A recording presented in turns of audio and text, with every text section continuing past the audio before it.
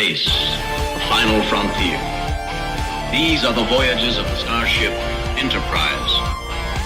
Its 5-year mission: to explore strange new worlds, to seek out new life and new civilization, to boldly go where no man has gone before. Greetings, salutations, and welcome to Retrek. I'm Captain Jim, and with me, of course, Sir Admiral Elliot. Dragon! And Dr. Squee. Nicky, my catchphrase, Dragon! and I know everyone will be wondering, don't worry, my scales, my dragon outfit has just been rescaled at the moment. It's something every dragon has to go through sometime during the year. It's a hell for all of us, but yeah. So luckily, though, most dragons have like that big mountain of gold that they sleep on, so they can afford the rescaling. Yeah, and then when we're not on our pile of gold, then we just hang about in our nice Batman dressing gowns. It's a tale as old as time when it comes to dragons. Absolutely. But we're back anyway. We had a few weeks off there, so apologies that we've got no further on the Dominion War. We will be coming back to it. Yeah. But we'll finish it 2030. We promise. Absolutely. But for now, we've got, I was going to say The Next Generation, then the episode is called The Next Generation. And this is the long-awaited, hotly anticipated Picard Season 3, which, bizarrely, in the UK, you can choose where you want to watch it. You can watch it on Paramount. You can watch it on Amazon Prime. Wait, let's do it. So, Elliot, which did you watch it on? I've watched it on both. Oh, nice. Dr. Squee, what did you watch it on? I watched it firstly when the Bajoran militia slid it under my door early on the Thursday. Yeah, they still come through for us to the Bajoran militia when we need them for those early episodes, yeah. Yeah, the militia may have helped me as well, but then I watched it on Paramount. I just want to support them. They don't seem to want to support themselves by stopping. They really don't. I mean, places getting the same content. Like we've started watching Frasier now. We finished Cheers, and we're on Frasier, and the not good quality. The copies they've got of it, it looks like they've taped it off of VHS and just stuck it on the thing, because you can see interference at the top of the screen, and I'm like, this is one of your big shows. Surely you'd want to give it a nice quality, but no. And Frasier that still kind of gets shown around the world, I understand. Yeah, exactly. And I bet the copies you can watch on Channel 4 or whatever are better quality than what's on Paramount. Yeah. And it's on regular rotation on Channel 4 in the morning. Yeah, absolutely. So maybe I'll watch it on that. We're trying to help you, Paramount. Help yourself now, though. Yeah, just do that. And we also want that 4K edition of the motion picture. I know I can buy it in the shops, but I pay for your streaming service, so can I have it, please? And every episode of Cheers, please, in high-res HD, best quality ever. Well, they've got and I think it's in the best available quality. It does look pretty good. But it's variable. And you can tell, when they've used different film stock, when they've used a camera that's not the regular camera. So, the angles from the hard camera look pretty good. Yeah. And then there'll be a shot that you don't usually get, and you'll be like, oh, bloody hell, what's happened there? Yeah, it's very grainy. We don't know who you are again, Facebook user. Legend Channel, though, is showing Next Generation. There we go. Oh, nice. So, let's talk about The Next Generation then. Episode 1, Season 3 of Picard. And new opening credits again. I don't know if this is going to be for the whole season, but... Well, it isn't even opening credits, really, is it? It's just a title card. No, it's a title card, but it's the Wrath of Khan font. Yeah. And it's the Wrath of Khan music. And it does that in the 25th century, which obviously in the Wrath of Khan, it was in the 23rd century. So this is a very Wrath of Khan-y opening. I do enjoy show of hands.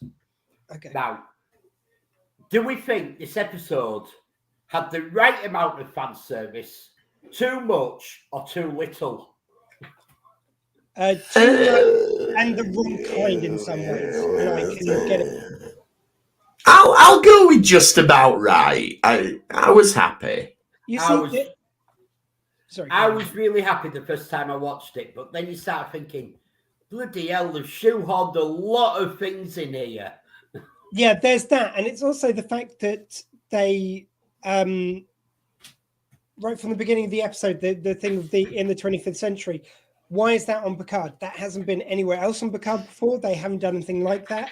Why is suddenly all the music a greatest hit selection from the Next Generation TV and movies? Why is it not its own thing like it was in season 2? Well, it's almost like when Picard used it. When Picard was first announced, and we did the same here, where we were all excited and we're going to get more of the Next Generation, what's going to happen. And it's almost like everything that everyone was saying they were excited to see Picard before season 1, they've suddenly realised in season 3, and this is the last season, so they need to throw the fan service in. Yeah, but it's like they've deep dipped it in glitter. It's just a little overwhelming. Yeah, and and it's have context sometimes. It's like when they were going through all the artifacts that Crusher has, and you've got his log playing. What, does she fall asleep to them? yeah. I didn't unless That made a lot of sense, actually. Or she falls asleep to them? No, the log that she's listening to is from the Best of Both Worlds, when they go hiding in Nebula from the Borg. Yeah. And she's hiding in Nebulas. True. So she's mission briefing herself. So Kind of. She's sort of getting tips on what, because she's at the command officer. She was a doctor. I know she's classed as a command officer, but she was a doctor. So she's getting tips on how to deal with things from listening to logs of how they dealt with things. So okay, we'll go with that. We'll go with that. I'll give them that one, but it's like there's so much from Star Trek Past which just doesn't feel like it organically belongs here. I love to see it, but I like a reason for it. Or if that was the start of all three series. Okay, what's the next one? Right, so what I was going to say is that I feel like it is just referencing Star Trek, but in very broad strokes that don't necessarily pertain to what's going on here. So it's like we've got the font from Wrath of Khan, we've got that little opening musical sting from Wrath of Khan, we've got the In the 25th Century. It's like, okay, you're trying to evoke Wrath of Khan, but what's that got to do with Picard? I think that was just pure fan service. Well, yeah, exactly, but it doesn't fit though. You know, I love fan service, but why? In service of the story as well. What year is Picard setting? Is it 2498, the first one? Yeah, we're in 25 now. No, it's still being No, you're right. Sorry, yeah. So maybe it's saying in the 25th century because it's just before the turn of the century. It could be. I don't know, but that's very. It is just to go. Look, you like this in Wrath of Khan. I think some of it as well. You need to get an idea of time because there's certain things that have been shown in Prodigy that have to be before this episode. Oh yeah, I think this is the latest in the present timeline, if you like. Yeah, but I mean, it's like I don't want to jump to the end before we get there, but it's like at the end, it feels like we might be setting up for a storyline to mirror another one from the movies. And if they are, they're just going to do the same thing again. I want something new. I want something I wasn't expecting, but we'll get to that. So yeah, we get all this stuff from Beverly, though a distinct lack of mystic candles as it's going through Beverly's possessions. I was a bit disappointed. I wanted to see the candle. Well, until Elliot valiantly jumped to the defense of the episode, I was thinking maybe she was listening to Picard's voices, maybe to woo her to sleep, shall we say. Well, she'd be listening to mucky personal logs, though, wouldn't she? Surely not. Yeah. Oh, not no. Like, him delivering stern orders is what does it for her. Maybe so. Well, we find out a little bit more about Beverly and Picard, don't we, a little bit later. But I liked seeing Beverly again, and I liked that she was kicking some ass and everything. And I liked the weird sort of evil-looking face guys. Well, it's like They have masks on, don't they, sort of? Yeah, I don't know if that's going to be explained, like what look they're going for there, or. But I mean, just purely as a visual, I was like, oh, they look pretty cool, yeah. Yeah. And yeah, the title card is dead simple. That's just Star Trek Picard, and we get the Star Trek fanfare. I like that we've got named chapters. That makes it feel more epic and more final, like this is chapter 1, the next generation. Yeah, I really like if anything, I wish we'd seen that from the beginning. And that little Next Generation credit sting would have been enough as an opener to all the series of Picard. Yeah, it would have been a bit sooner. It's not very sort of modern TV, is it, to have your name of your episode on screen? There's very few shows that do it now. Yeah. Whereas back in the day, every show did. Yeah. But they've shown it very nicely. This is how they stylistically make it look modern, but still harken back to something that Star Trek's always done. Yeah. No, I liked it. And then we're back with Picard, who is seemingly in a relationship with Laris now. Yeah. And they're planning to move to Romulus, some colony somewhere for Laris to do her Laris-y things. And they have some sort of weird riff about spring cleaning. Yeah, I didn't get that. It was like, oh, you don't spring clean on Romulus. Oh, no, that's a human thing. Like, what? Yeah, it was the weirdest bit of dialogue. It's like is Romulus when they put a placeholder, and it's like, oh, we'll put in some better dialogue in there later. Insert witty banter. Yeah. Because it's like, so if you go to Romulus, is it just loads of mucky bastards? Like, I think the implication is that it's actually humans that are the mucky bastards that would just clean once a year. Where other planets clean all the time. They don't need spring cleaning because you just clean constantly. That'd make more sense. Yeah, she should have articulated that better then. Yeah, it was a bit of a weird scene. It was a bit weird. Yeah, but I mean, if anything, I think they were trying to get to the bit at the end where it's like about the painting and him wanting to give it to Geordi and not leaving a legacy. And it also showed us, and it also filled in where Geordi is. Yeah. And that was a very good, or maybe a bit too on the nose, I don't know, a little bit of foreshadowing where you get Picard saying, I don't feel like I need to leave a legacy. Like, but this is your last season, Picard. This is your legacy. I have a feeling that you will discover you have many legacies to leave by the end of this series. Perhaps even a son. Maybe we'll talk about that. Yeah, I know. But because I don't think Picard's the only suspect there, but we'll. No, I don't. He thinks Riker's. Well, you know, Riker was an arch ladies' man. All I'm saying is, who else? What other fancy men has Beverly had that speak with an English accent? That's all I'm saying. The Candle Kid. Maybe, an old flame, if you know what I mean. Anyway, so he gets the message from Beverly, which is the scene we saw in that little bit they released earlier on. And I like that he's got the sassy computer that he's just like, yes, I know it's an Enterprise D badge, but what are you doing here? Yes, I know what a codec is, but how dare you? Yeah, and it gets very arsy. Computer, do you hear that alarm? Yes. Can you help locate it? No. Yeah. No, he said, can you identify where it's coming from? She said, no, she can't. And he gets all arsy about it. He was getting very... Well, it's because he's used to the Enterprise computers, isn't he? Where they're like, where's so-and-so? They're on deck 3, section 19, blah, blah, blah, blah, blah. Yeah. Whereas he's obviously just got like the cheapo one that you get for your house on Earth, where it's just like, there's an alarm. I'm not telling you where it is. Yeah, it just popped down Wilco's frizz. It's like with my phone actually.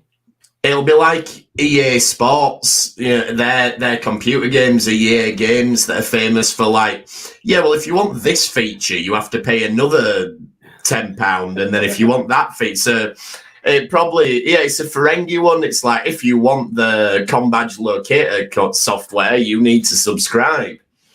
A little hologram Quark comes out of it going, hey, time to subscribe. Yeah. And we do find out here that Picard and Beverly tried to be a couple. And the implication there, I think, is that must be after Nemesis. Well, But I think before he resigned from Starfleet. I think they just like in any timeline for Picard and Crusher to have done it and it not worked out. That's a staple, like whether it's a fast. That does seem to be. Yeah. And we find out she's not spoken to anyone in 20 years. Yeah, do you get the feeling in some ways that they've made the events of All Good Things kind of canon, so that now he's got to that stage in his real life? They're putting in all the plot elements. It's that sort. It's that thing where they say like time's sort of like a rubber band, and you might change it, but it likes to pull itself back in. Yeah, because I so think it's sort of like, okay, you've changed things, but I still wanted to go down that way, so I'm gonna do it as I can. I'm also wondering, I think in the credits you saw a brain scan, so I'm wondering if they're going to bring in the Eromotic syndrome into this as well. They did do that though, didn't they, in season 1? And he hasn't got it anymore because of his new android body. He's a robot now. Oh yeah, sorry, of course. Yeah. No, so that has been, but yeah, there are these threads out there that some things happen in all universes or what have you. Yeah, and they got Sydney from that timeline as well. They got what? Sorry, Sydney, the name of Geordie's kid. Oh yes, they did. You're right. Yeah, and that's actually his daughter. Yeah. Oh, it is. Yeah, it's LeVar Burton's daughter, isn't it? Yeah, it's his real life daughter who's playing his daughter. Nepotism in the casting. I think that's quite a nice little touch, actually. Oh, it is. It's great when they can do stuff like that. And then we go to 10 forward, but we don't see Whoopi Goldberg, so obviously couldn't get Whoopi in. But we find out that we found that Guinan clearly purchased Eagle Moss's bankrupt stock because she's selling Eagle Moss models at her thing, and nobody wants the Enterprise D. Yeah, and because it's fat. I worked it out. Right, I did not like this talk of the Enterprise D being fat. I think it's flatter and more kind of like almost like a squashed base of the kind of one of the other ships. Fat, sleek. That's true, yeah. But it's almost like it's flattened though. It's not fat as in it's girthy. It's not girthy, it's just long and wide. Well, it's probably because Eagle Moss didn't get the proportions right. Well, you know what? I can slag them off now. They've gone bankrupt, so they're not going to come and get me. But the actual reason there's so many Enterprise Ds is because that was issue 1, which was only £2.99 before the regular issue price of $9.99 kicked in. I thought it was £1.99. It might have been £1.99, but the joke was working.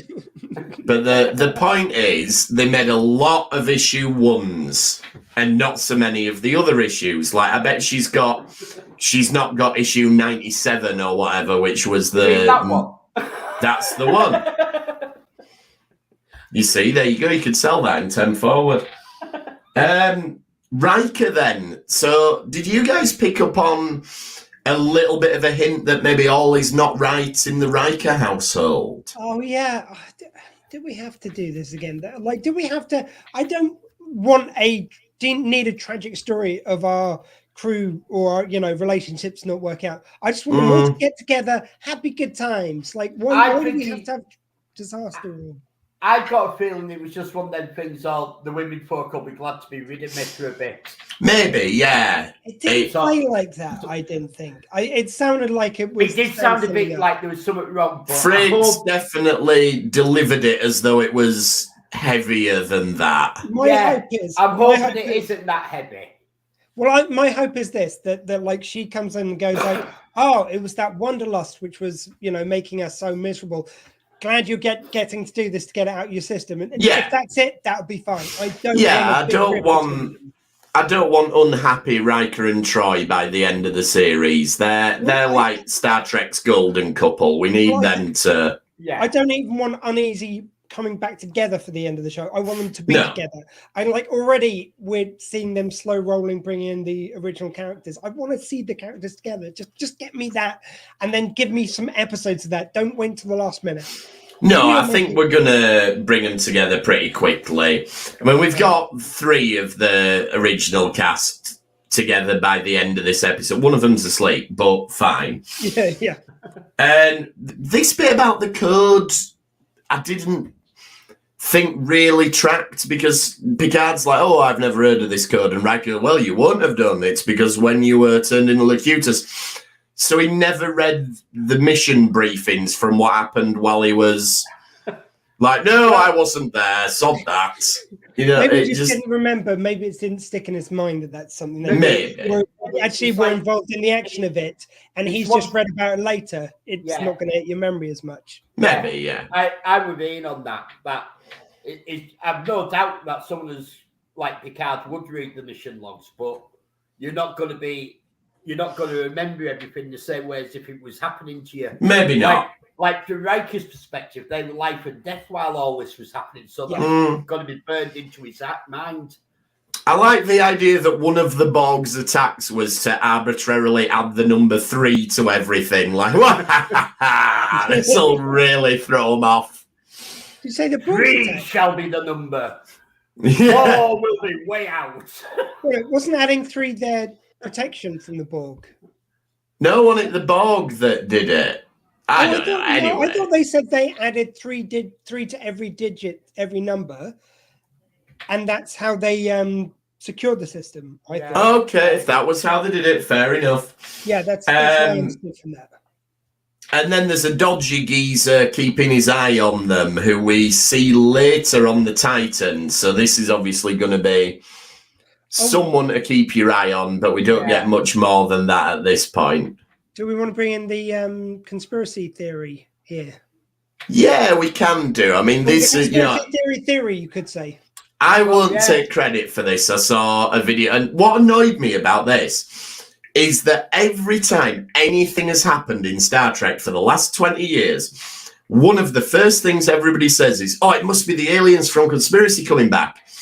And the one time I don't think of it, it looks like it kind of might be that this time. You see, I thought of problems and then solved the problems in my head for this, because it's like, right, so why have we got what looks maybe to be the Romulans? Why would we have them like trying to attack Earth?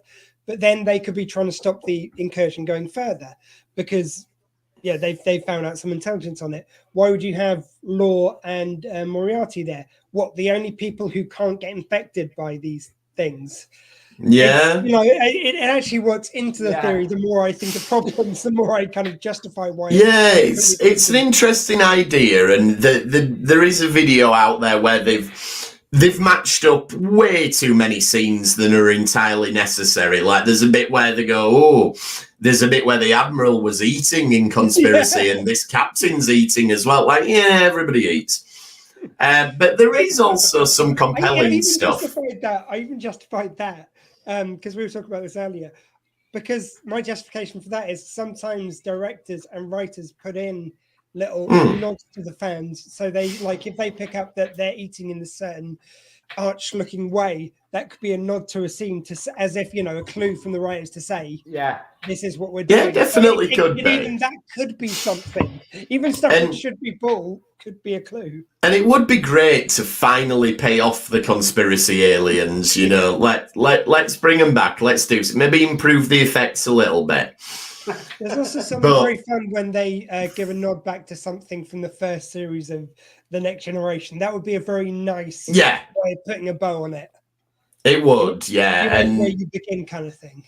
Exactly, I'd be happy with that, but we don't have the other main sort of thing is that in the episode Conspiracy, they have to disintegrate all of them to kill them, and Beverly's disintegrating them here, so it's, maybe, and it would explain why, because the lad at the end says, they always look different, sometimes it's Klingons, sometimes it's... And so if it is these little squiggly parasites taking over people, it could be all these different factions. And well, maybe, we don't know. They could either be that, or these people who are coming to get them from different races could be the ones who are trying to stop Earth. Potentially, It could be something against Section 31. It could be all the other nations have put all their top security together. Well, let's talk about sex. We'll cover Raffi's subplot all in one go then, because it jumps in and out, and it's the most sort of disconnected element of the show, really.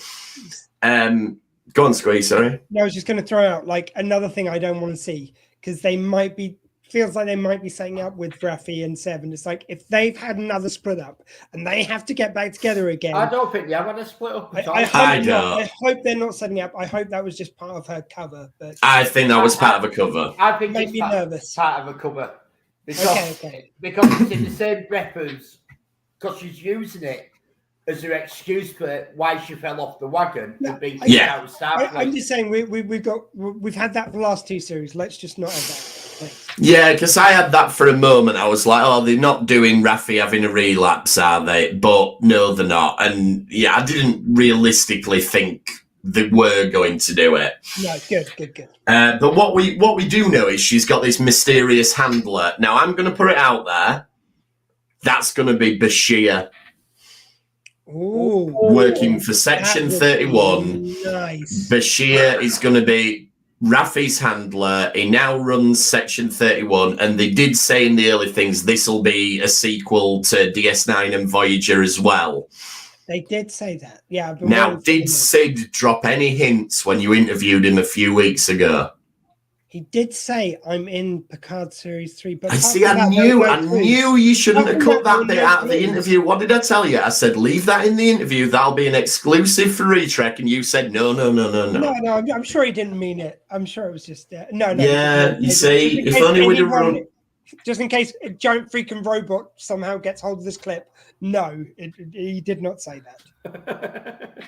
No, run with it, giant freaking robot. Yeah, come on. We want to get famous. We want to be. No, we want to be all that to said. All them newsbreakers. All them rubbish clickbait articles that say sources. We can be the source.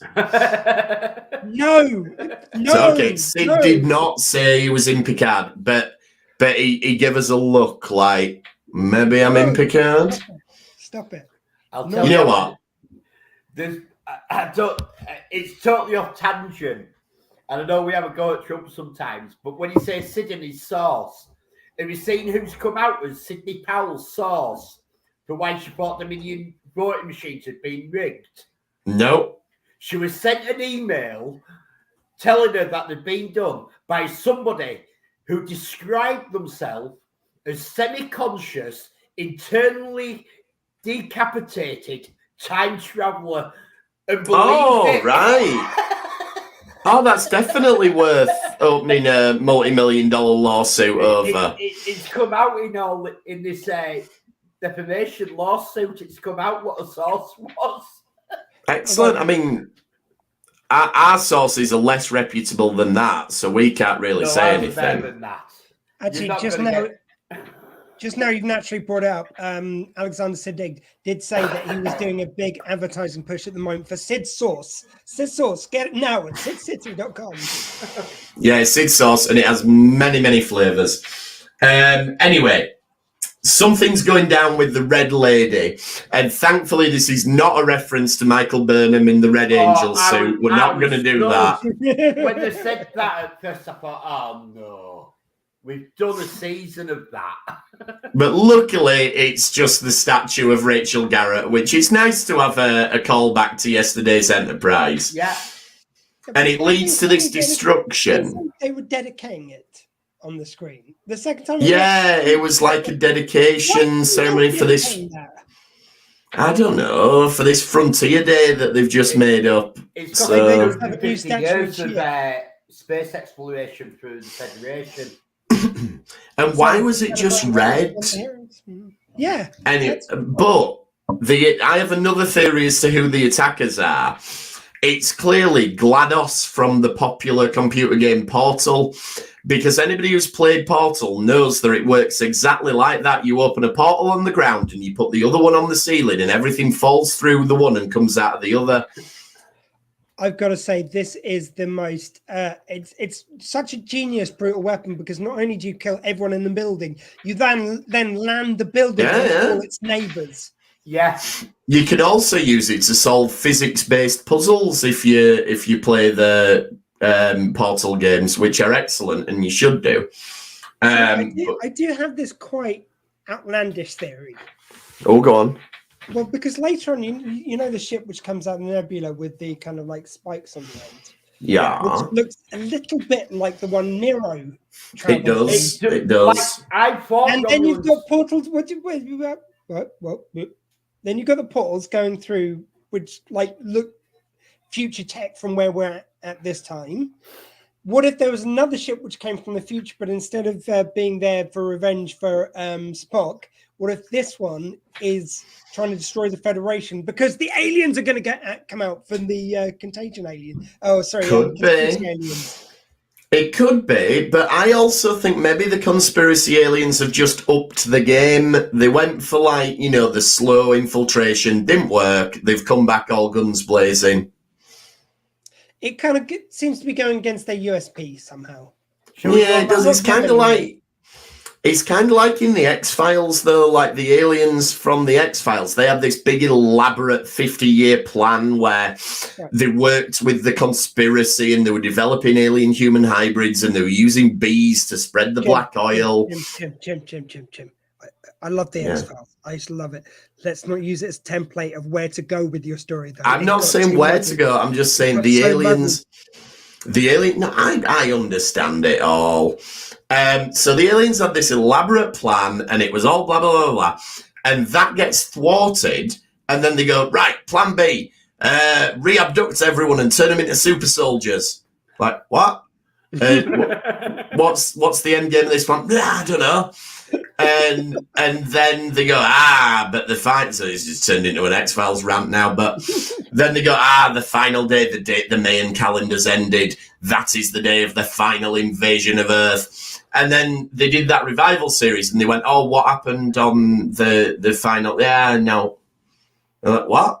The aliens decided that we'd ruined the planet and they didn't want it anymore. Oh, and by the way, Reyes is evil now. And Reyes is evil now, yeah.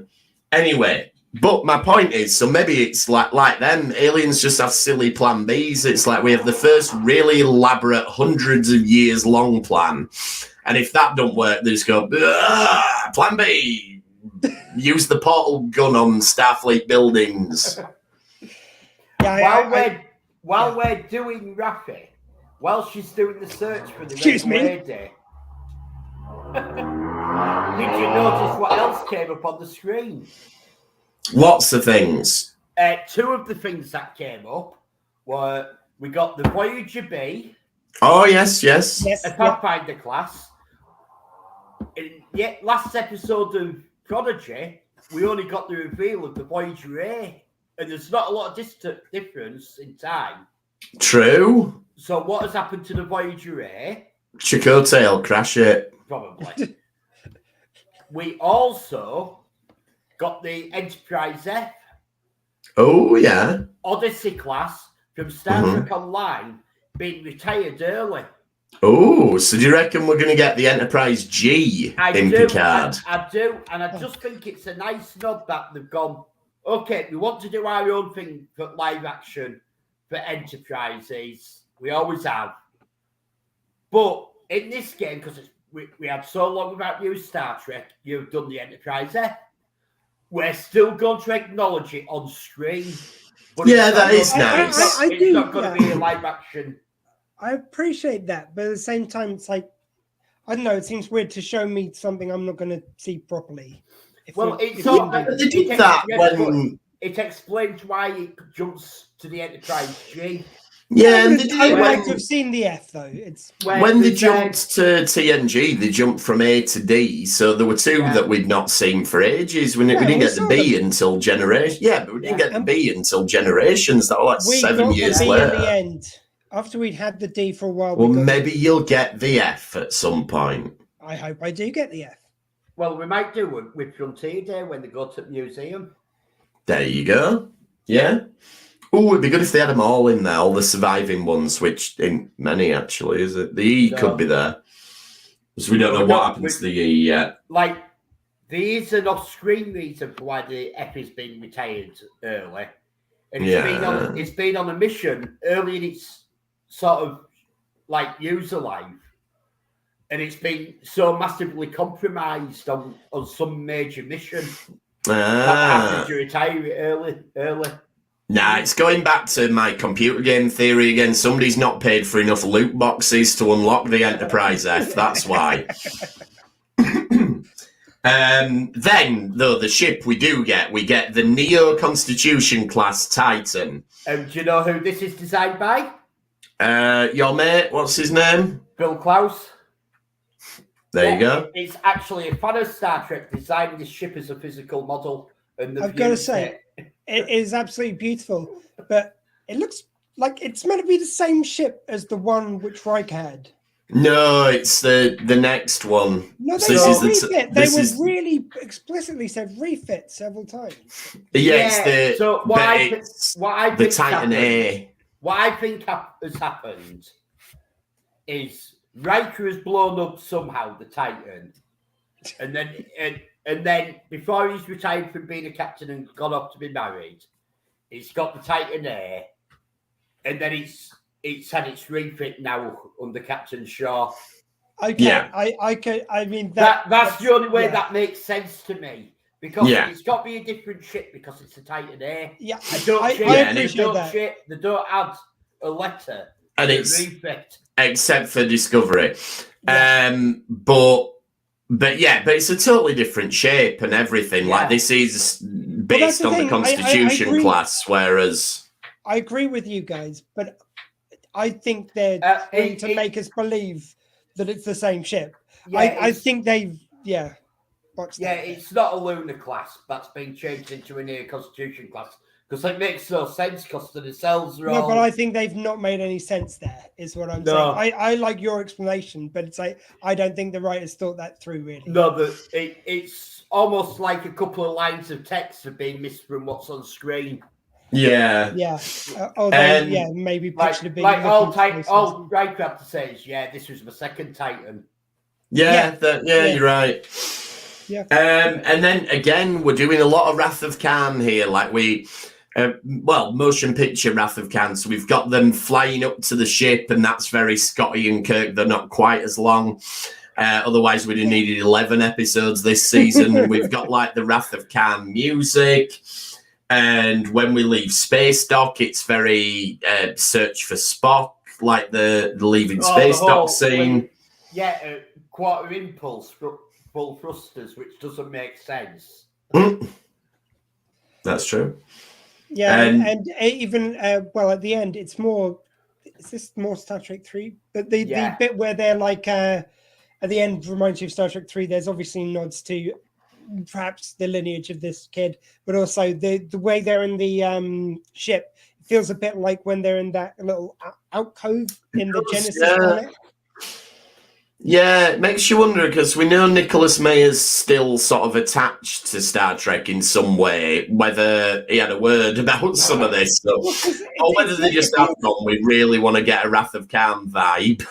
Because it feels a bit weird, the fact that the last series we had a lot of feeling of the Voyage Home, which I thought was a nice nods to it, but I don't necessarily want the next series to do another one of the movies. Then it seems like that's a weird vibe of them just doing parodies of past Star Trek. I don't think they're actually doing another movie, but I think this is what I was saying at the beginning. There's just so much fan service where they're putting these. There is, and we need. That's what I'm saying. I feel like it's a bit too much. It's like then it seems derivative somehow. We need to hold our hands up a little bit. So we've been saying the TNG crew needs its undiscovered country, and they're like, oh, really? Right, literally, that's what they're going to have then. We're just going to do. Yeah, that's what it's going to morph into by the last episode. It's going to be undiscovered country.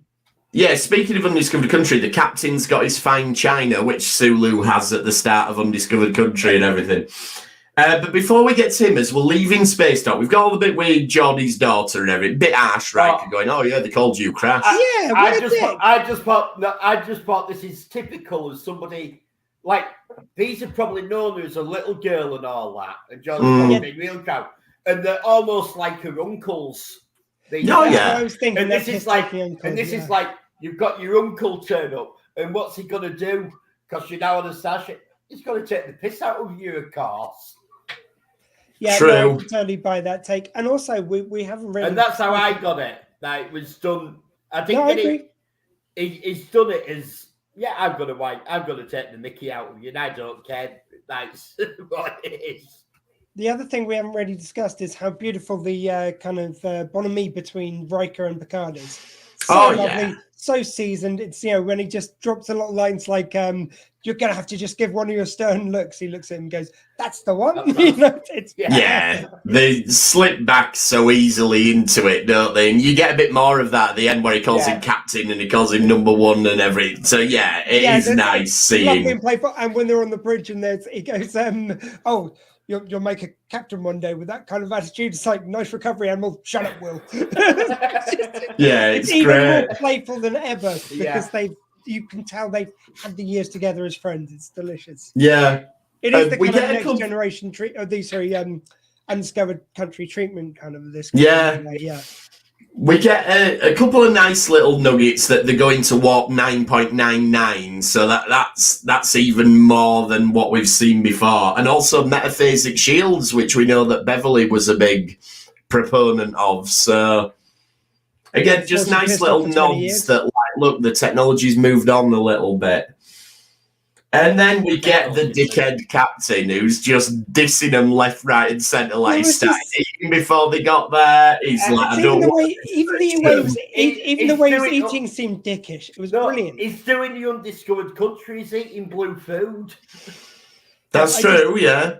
I just love the precision way he cuts his food and then dips it in the meat very precisely, in the sauce very precisely. Yeah. And everything just oozes dickhead.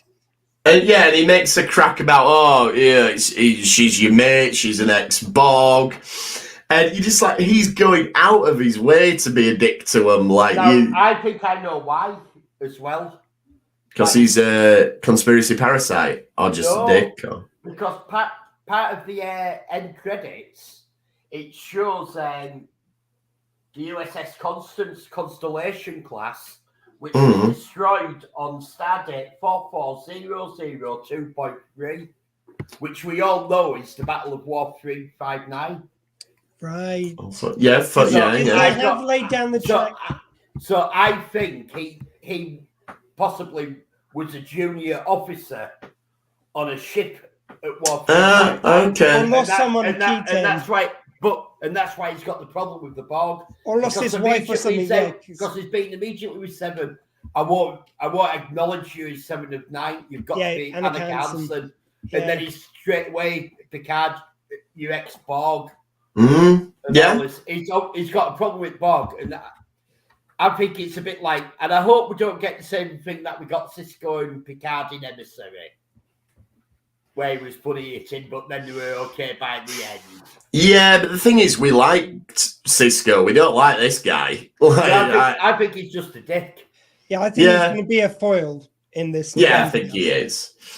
Just while we're doing callbacks. I do think, before you do your next callback, I do think there's a bit of foreboding in this dinner party where he goes, you'll find my ship shape. We're not going to be getting in any battles. There's going to be no firefights. I'm not going to be crashing into anything deliberately or on the by accident. And I just think that's some foreshadowing of things. I think that's... I'm also going to call it now that at some point he's going to give an outrageous command, which is to foil our heroes. And Annika/7 is going to have to stand in and take command. Well, she's already done. She's helped him out, hasn't she? Already, but she's in this about to be episode. court-martialed, so she'll be in the brig. Then, at some crucial point, she's going to get someone who'll let her out, and she's going to take command. Yeah, I'll go with that. No, I was just going to say we glossed over it, but when they do meet Geordie's daughter, that's very Star Trek Generations, where they meet Damora Sulu, and it's like, our mate had a daughter who's now a pilot. I thought that. Yeah. And then, so another diss that he does to him, right, I'm going to put you in bunk beds. That's undiscovered country yet again. Quite went on the prison planet. True. Yeah. And Riker looked so ill-fitting on it as well. And it was also, I did love the line though when he's going, it's like, oh, it's just like the Academy days, but I don't remember having to get up to pee 3 times then. Yeah. I feel that's a lot more to do middle-aged men in the audience. Thank you. Yeah, Thank like you. when they get on the ship a little bit later and they're like, your hands are shaking and my knees are buggered, so... Yeah. It's I'm seeing myself represented on the screen right there. Yeah. And then we do get the classic Seven agrees to help them, even though she doesn't fully know what's going on. And, you know, I do like how she confronts Picard and she's threatening to throw him off ship, and Riker says, Commander, you're speaking to an admiral. And she goes, no, I'm speaking to a friend. Yeah, exactly. And that's kind of like Riker's not realised that Seven is now part of Picard's friend group. You know, he's like, hang on, I don't like this. And then it's like, no, Will, it's okay. She's part of my team now, you know. He didn't meet her in season 1, did he? No, he didn't. Actually, that's a really good point, because when they, like in series 1, Picard, his whole vibe is, oh, I can't put the lives of my friends in danger, so I'll put the lives of my new friends in danger. It never made any sense anyway, but it makes even less sense now, because now here he is putting his original friends' lives in danger. Well, that's because where are the rules here? He's matured over that time. He went through that whole childhood trauma thing in season 2. He's a changed man. So he's prepared to put more of his old friends. Yeah, he's realised how valuable friendship is, and that you shouldn't turn your back on that just because you don't want them to die. Won't it? I think I need some more Sid sauce, because that's some weak sauce there, Sebs. Weak sauce. Well, we'll see. I do like the captain has a really good line here to Seven where he says, you just loyaltied your way to the end of a career. Yeah, that's nice. Yeah, it's thickish, but it's a good line. I'm not sure loyaltied is a word, but well done. It is now.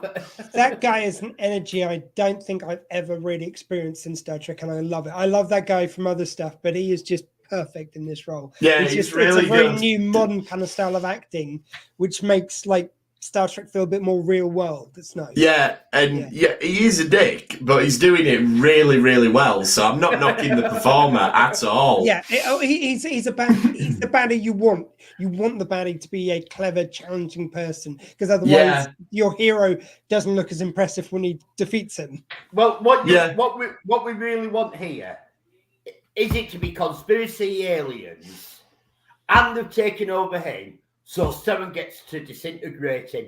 Yeah. Yeah, I think Seven's definitely going to be the one to take him down. Because it's her whole arc about, like, I can't do what I need to do to be an officer when I'm working for dickheads like him. He is the personification of everyone who ever looked down their nose at her as a Borg. And the moment when she gets to obliterate him one way or the other, whether it's metaphorically or literally, she's going to be buzzing. It's so satisfying.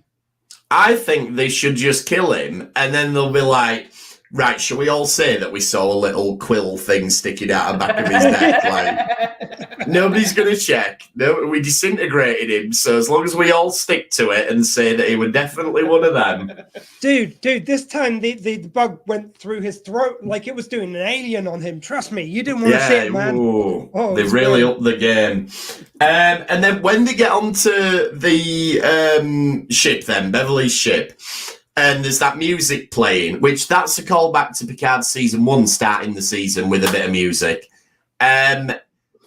Picard goes, yes, it's the compilation that I made for Beverly. And it's like, well, no, you've only heard one song from it.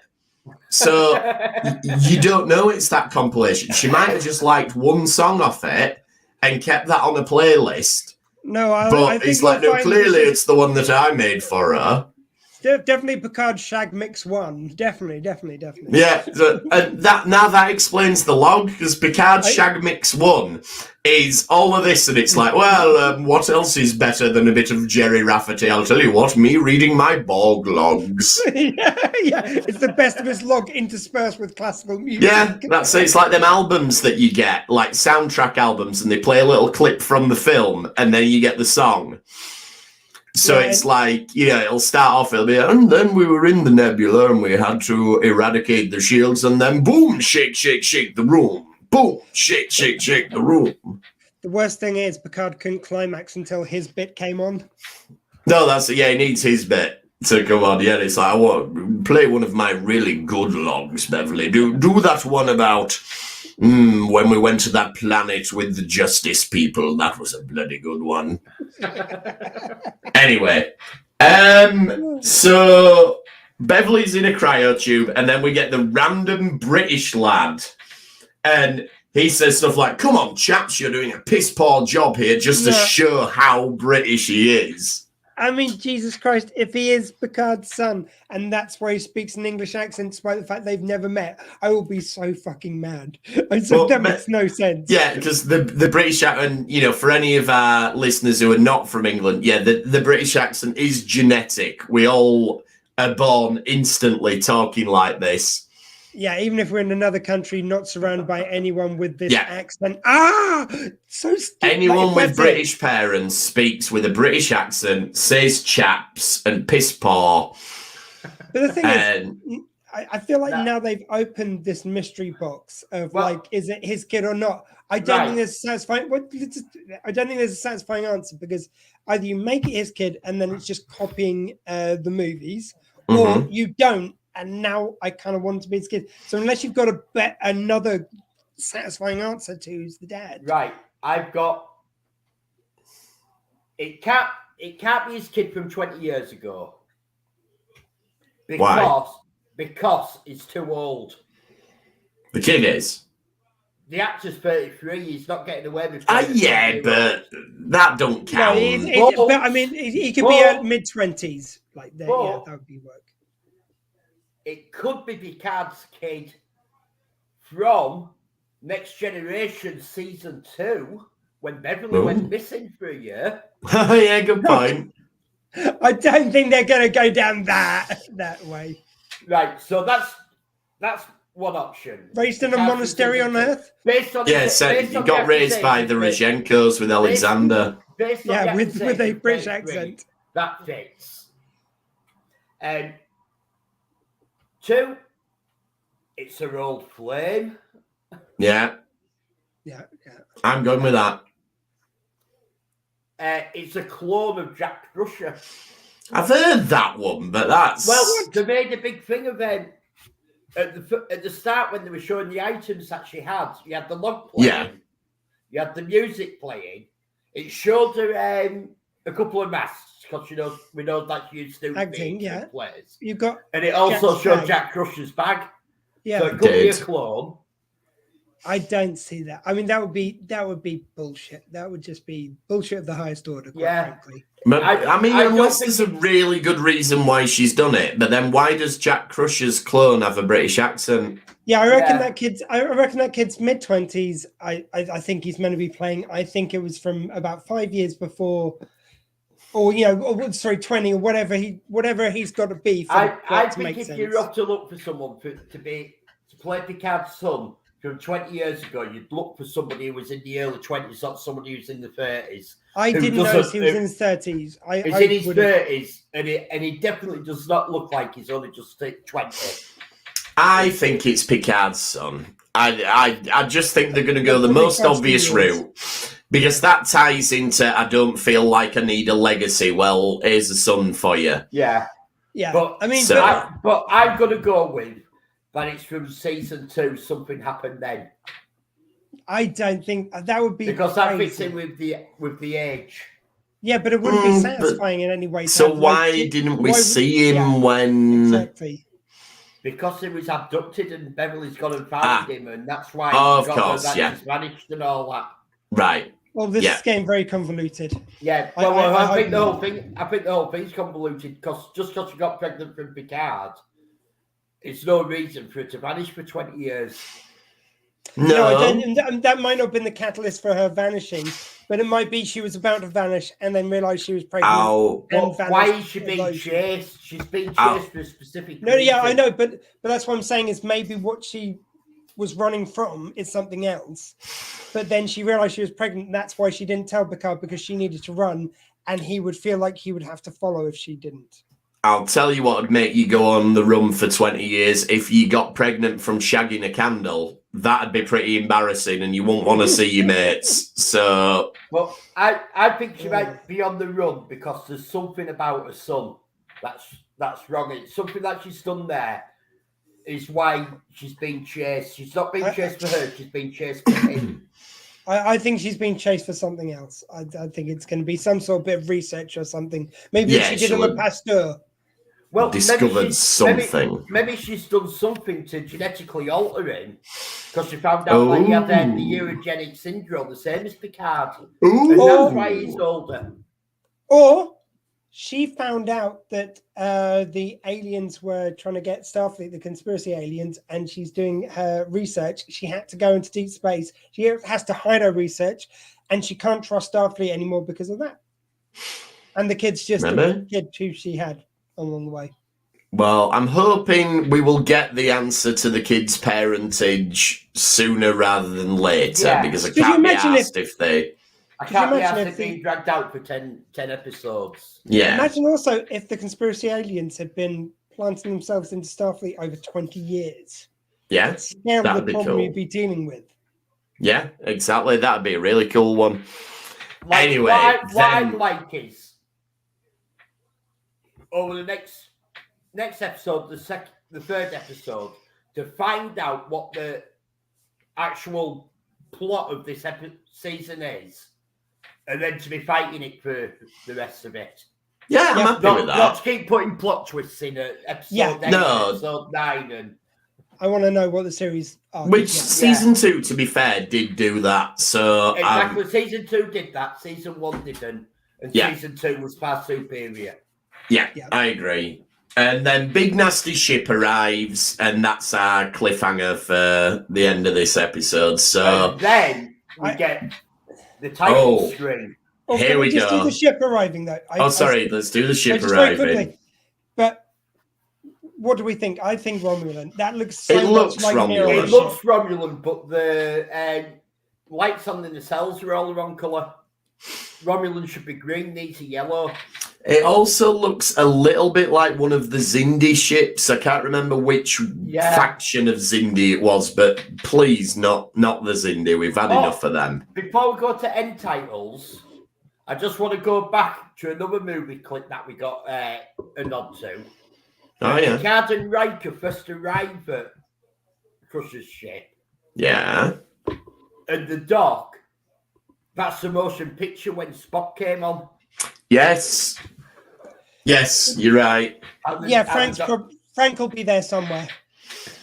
I was looking for Frank when they came out of dry dock, but didn't see him. Actually, this is one of the nods which I did like, which I thought was very in character and didn't feel as forced, is the classic mushroom space dock. That was really nice. Like that. Architecture. A couple of little bits of extensions to it, made it a bit bigger, but I like. Well, yeah, they've had to build an extension. So, Elliot, have you got loads of stuff for us from the credits? I saw the notepad coming out. Yeah. The end credits. Things that I've noticed. I'll do the ships first. So we get a graphic of this museum where George is, and we see some ships flying around it. We see a Constitution class, a Defiant class, an Intrepid class, and an NX class, clearly. Oh, so all of the hero ships from previous shows. Well, so what we're saying, though, is it can't be TOS Enterprise, though. All I'm going to say is, though, if these are in the credits, and that's a promise as far as I'm concerned, if they now don't show us these, it's like the old thing of, like, if you show a gun in the first act, you have to have shot it by the third act. It's that, We also got the Constellation class from what Battle of War 359, which I've already mentioned, which I think Captain Shaw may have served on, why he hates Borg. We then get a list of ships, registries. So we get definitely the USS Voyager. We get the USS Pioneer, which was the TOS era ship from Star Trek Online. We get the Enterprise A, and we get the Excelsior class. And there was 2 more that can't make out the names of. Right. I want to see all of them. We also got a massive component from the Burrell class ship on the screen, and at the same time it shows us that we hear the sound of a Klingon ship decloaking, so possibly cloaking device. Ooh. Right, that's all the ships. Yeah. We got the musical notes that it showed us, and they're a callback to the pilot episode of The Next Generation, because it's the music to Pop Goes the Weasel. Is it? Yeah. Fantastic. Now that one, I don't need that one in the episode anywhere. That's fine, just being a credit. I wonder, because we know that Law's going to be in it, but we know the stolen stuff from the Daystrom Institute where B4 was. Yes. So I wonder if it's going to be B4's body, which already had memories downloaded into, and then Law's going to somehow steal that body. Okay, so it'll be all of them. All three of them. I mean, we know Law's involved because there's that clip. But that's just my theory on where that music might come from. So you might get like Data lets them know that he's in there by whistling. Yeah. That's a Riker. That'd be nice. That would be good, yeah. What else did we get? We got lots of DNA stuff. We got a brain scan of Picard showing Aerodonic syndrome again, which is strange because that's meant to be cured. But the brain scan is similar to a brain scan they show in the conspiracy episode of TNG, where they show it stimulating the adrenal glands or whatever. So that's another possible nod. We get a Lacar's display of the Titan with lots of areas flashing red, which shows the foreshadowing of what Shaw said, if I'm not going to be in any firefights or anything. Yeah, well, the end credits say you might be, son. So, but there's a lot in them end credits. Yeah, and I wonder if they'll change week on week. If they do, Elliot, you've made a rod for your own back now, so you're gonna have to do this every week. I think because we haven't had payoffs to them all this week, I think that's for the series. To give the clues. Yeah, I think it's going to be all series, so you're kind of constantly trying to pick, because after they revealed some things, anyone who hasn't thought to look through them will be even more so. So I think it'll be one to get our juices going. I really like this. Again, the only thing which is really weird to me is when you watch these 3 series of one show back, they're going to be so disjointed. Like the series feel very different to each other. There's no personality to the credits or the look or the vision of it. Yeah, and that's a shame. Like there's so many things they're doing right with this series, like with the credits and things like that. If they'd done that from the beginning, it would have been so much better and so much together so much better as a whole piece. It is kind of like a different creative team coming in for each season and doing their own thing. Well, they were filming this series as they were doing series 2 still. Yeah, so less so between 2 and 3, but like it'd have almost made more sense to give every season a different. To actually call it a different show. Yeah, almost feels like that. So maybe the first season could have been Picard, and then you could have had Q, and then maybe Riker for this. No, one. you saved Picard for the last series. That first one was crap. Don't give him that. No, but you know just what? make that Crusher. You know what I mean? Because Wesley. Every season. Wesley, that's it. Every season is looking very different to the other ones. Yeah, it is. Yeah, they could have given him a subtitle or something.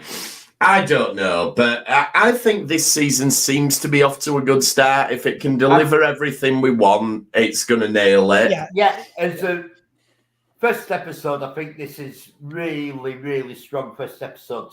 I'm just going to say, by the end of the next episode, though, I want all our players on the board. I don't want them to be a few each episode, even if they're building them up every episode. I just want them together, and I want a good time with them together. I don't want just... As I say, I don't want it to be last episode, then the big reveal is... No, I think it'll maybe be mid-season, though, before we get the whole crew. Like, I think we'll get someone else next week. Yeah. Yeah, I just want them together. I want to enjoy that. Too, but on the other hand, I think... That's the other thing we got on the end credits. We got a holodeck initiating. So that'll be Moriarty. Well, you assume so. 10 forward... safety protocols off. Ooh. So it's flashing red that the safety protocols weren't working. for 10 forward. Oh, maybe we are going to get Guinan near the end. So, well, we might get I was thinking we might actually get a holodeck episode. Well, I'm just thinking. Maybe. Didn't you say safety's off in 10 forward? Yeah. No, safety's off on that. It was a holodeck program. And it said so it said holodeck started, and then it goes like where it's going to be is 10 forward. So 10 forward is what's in the holodeck. Do you think we're going to see the classic 10 forward then? Maybe we're going to get DH, maybe DH Whoopi. Because Whoopi Goldberg and Patrick Stewart, I believe, are pretty good friends. Yeah. She's always loved Star Trek, so I'm sure she would happily have come back in or done it while she was filming her scenes for the other one. If it's just one scene, that's probably a lot more. That'd be cool to have wrangled. Oh, wouldn't it be great if you got to see the classic 10-4 set? I'd be well up for that. Yeah. Or maybe even we get a few scenes, like we maybe get one on the classic bridge as well, the Enterprise D. Yeah, a bit relics. Or really shit ending. It'll be all about just to kick off, and another even older version of Riker will come out and go, "Computer end program. I've made my decision now. I just needed to relive that adventure." I was just thinking we might get Riker starting the program and he'd be there. Also, forward. Which one there's been? Yeah. 10 forward on the Enterprise. 1701D. No TOS, B, C, E, or bloody F. I also love the fact that I was saying, I think they're doing, the worry is they're going to do too many callbacks to other things, but now I'm saying it's like, well, why can't they just do a relics? It's like, at least that's a callback to themselves. Because Star Trek fans will not be happy no matter what. I don't mind if they're referencing their own stuff. I just don't want to become a tribute act to the original. I get it, yeah. Well, we'll see what happens next week, but I think that'll about do us for now. If you want to get in touch with us, we're on Twitter at RetrekPod. You can email us, retrekpod@gmail.com. Search for us on Facebook. Have a look for us on YouTube. You can see the shows on there. You can also see Elliot's model building. Yeah, I'll be getting started again on that probably this weekend, maybe. Excellent. And Dr. Squee, what have we got going on with the Dr. Squee show? Well, yeah, I just had on Lloyd Langford this week, the Welsh comedian who now lives over in Australia. Next week, I've got the Jazz Educator, this cat called Craig Webb, who's a jazz expert. He talks all about it with me. He's a jazz teacher, and he's one of my fellow DJs on SW20 Radio. Really interesting. We had a really lovely chat. And the week after that, I've got one coming up, which is really special to me. There's a comedian called Abigail, and she and I talked about neurodiversity.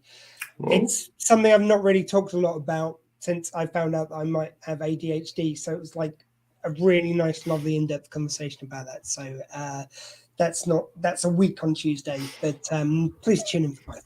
Excellent. Lots to look forward to there. And thanks for trekking with us this time. We will see you next time on the Retrek. Thank you. Goodbye. LLAP and drag off.